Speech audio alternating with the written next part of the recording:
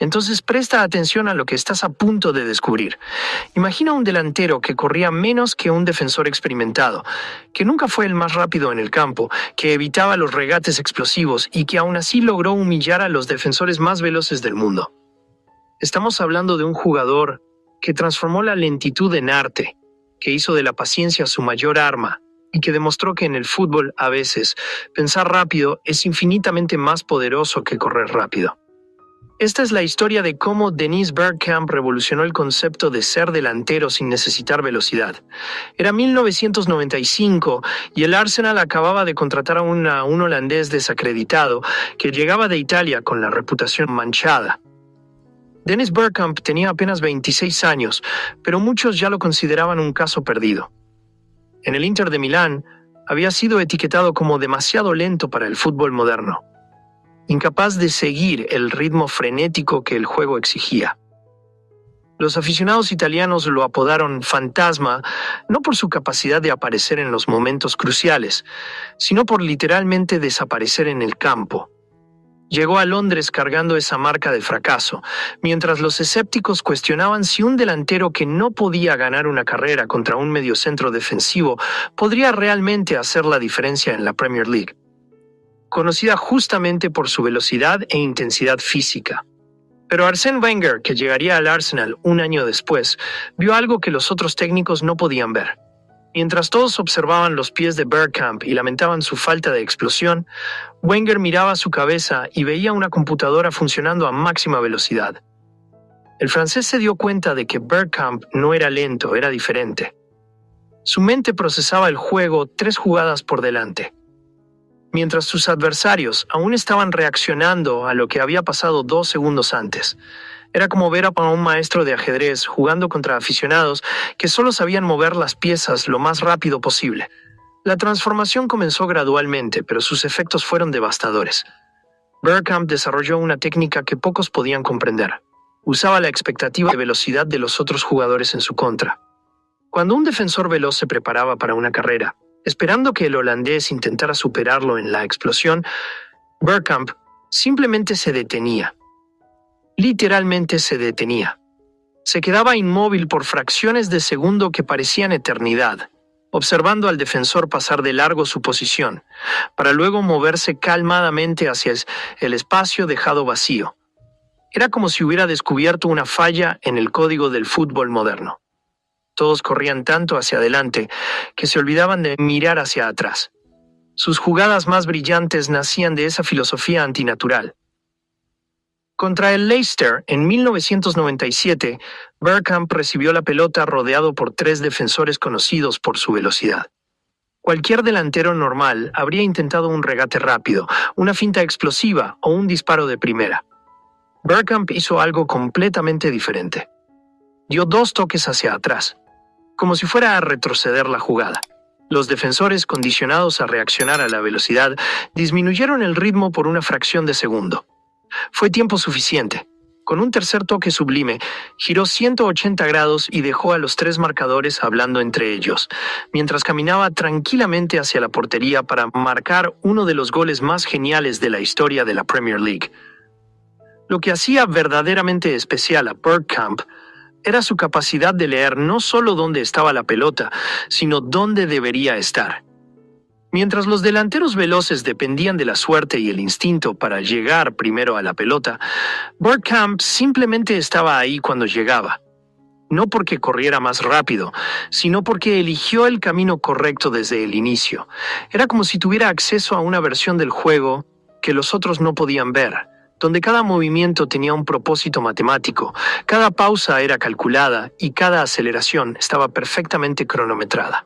Sus compañeros de equipo comenzaron a notar que jugar con Bergkamp era como tener un GPS humano en el campo.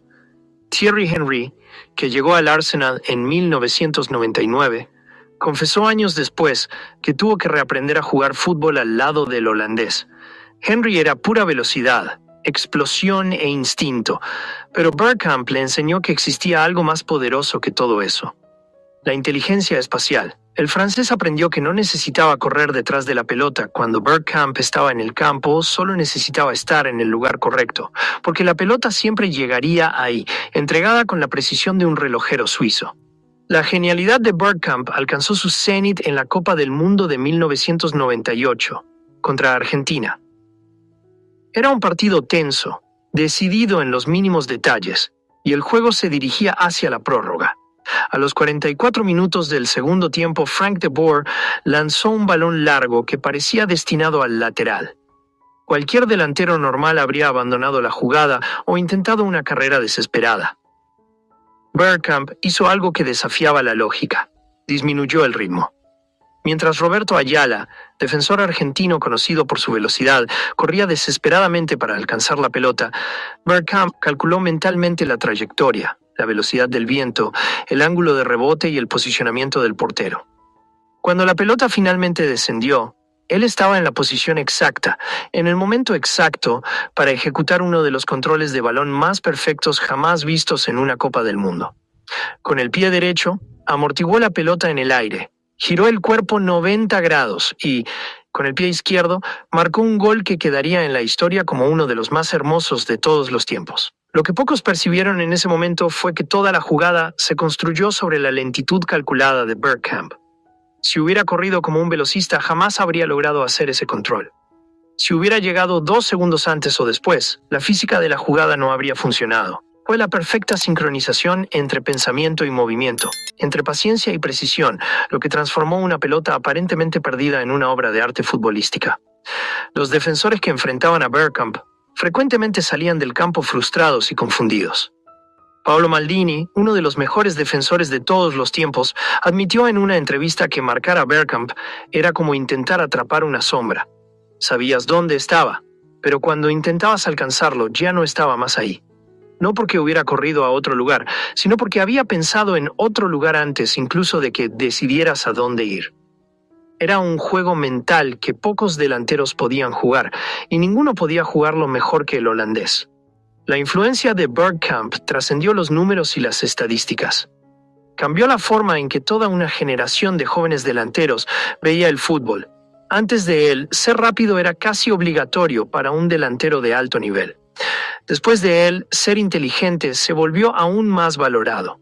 Jugadores como Kaká, Riquelme e incluso Messi incorporaron elementos de la filosofía bergkampiana en sus juegos.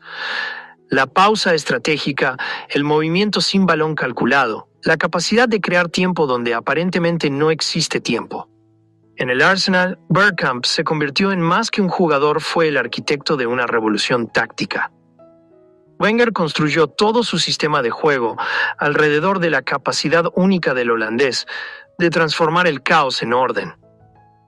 Mientras otros equipos dependían de la velocidad para crear oportunidades, el Arsenal de Bergkamp creaba oportunidades a través de la paciencia. Era un fútbol hipnótico, donde cada pase tenía un propósito, cada movimiento estaba coreografiado y cada gol parecía inevitable. Sus últimos años de carrera fueron una clase magistral sobre cómo la inteligencia puede compensar cualquier limitación física. A los 35 años, cuando la mayoría de los delanteros ya había perdido lo poco de velocidad que tenían, Bergkamp continuaba humillando a defensores 20 años más jóvenes. No a través de regates imposibles o carreras explosivas, sino a través de una comprensión del juego tan profunda que rozaba lo sobrenatural. Sabía dónde estaría cada jugador en los próximos 5 segundos y usaba ese conocimiento para estar siempre un paso por delante, no físicamente sino mentalmente. Cuando se retiró en 2006, Dennis Bergkamp dejó más que récords y trofeos. Dejó una nueva definición de lo que significa ser un delantero de élite. Demostró que en el fútbol, así como en la vida, no siempre es el más rápido, el que llega primero, a veces es el más inteligente, el que elige el mejor camino.